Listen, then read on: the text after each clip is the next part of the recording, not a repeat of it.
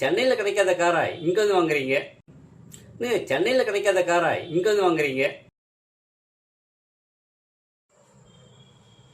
Hello my dear friends, இப்படி இருக்கீங்களா?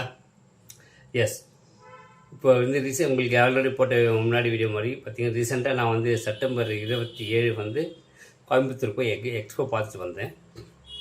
அங்கே வந்து பார்த்திங்கன்னா 4 விதமான எக்ஸ்போ நடந்தது. ஒன்று வந்து beauty salons power expo, build expo, property expo and Oman furniture 4 சேர்ந்து ஒரே டேட்டில் 26, 27, 28 அன்றைக்கி 3 நாள் வச்சாங்க. நான் ஒரே நாள் எல்லாம் பார்த்துட்டு வந்துட்டேன்.